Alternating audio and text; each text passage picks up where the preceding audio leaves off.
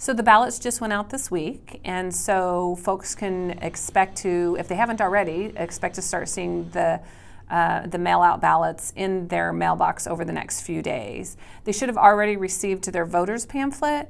The voters pamphlet has quite a bit of information in there about candidates and that the measures that are on the ballot this coming August 1st.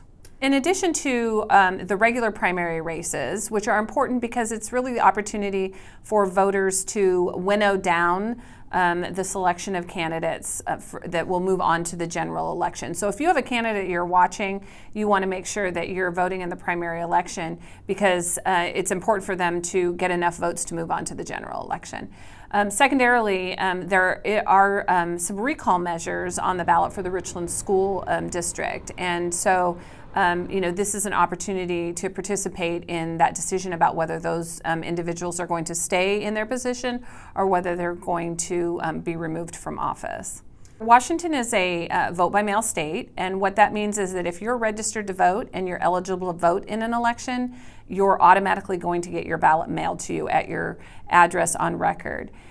The good news is that there are alternative choices to be able to vote. Voting by mail is the most common, but if for some reason you don't receive your ballot or you damage your ballot, you can come in during the voting period, which started today and will run through the primary election day on August 1st.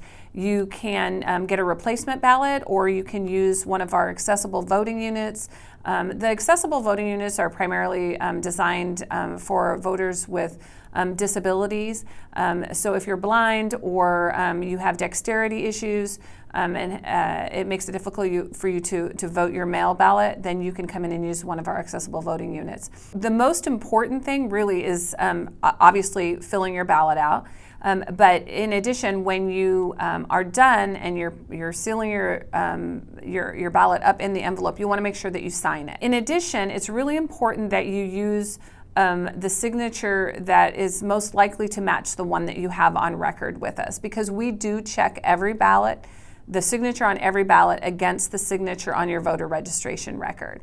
And so the most common way that people register to vote now is online.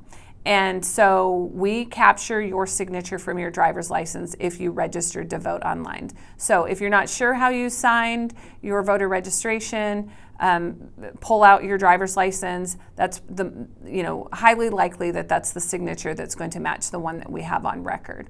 If you're unsure about what signature you use, because people do have different signatures, I use a different signature when I sign a credit card receipt than I do when I'm signing for buying a house or such.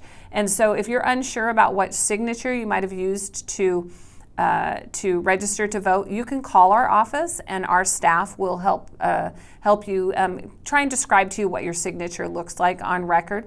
Or if you choose, you can come into our office and we can show you your signature on your record. The signature is very important, and you want to make sure that you're signing and that you're signing with your most official signature. There are located throughout the county 12 securely located drop boxes.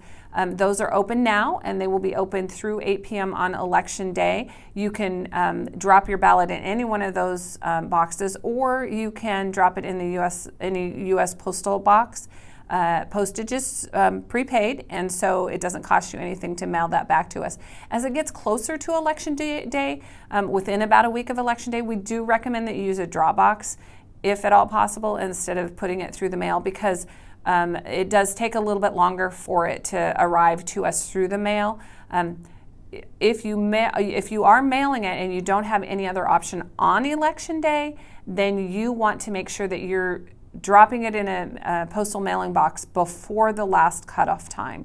If possible, go right into the post office and have them hand cancel it and get a postmark on that ballot if you're mailing it on the last day.